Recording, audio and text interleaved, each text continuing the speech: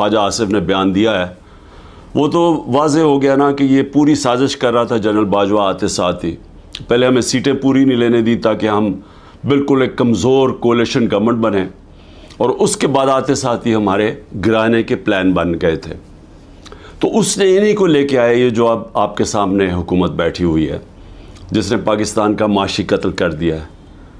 आवाम से आज पूछें, तनख्वाहदार लोगों से पूछें कि अभी जो पेट्रोल और डीज़ल की कीमतें बढ़ाई हैं, सवाल इनसे पूछें कि हमारे दौर में तो तेल इंटरनेशनल मार्केट में $110 बैरल पे पहुंच गया था और अब वो $80 या उससे कम है।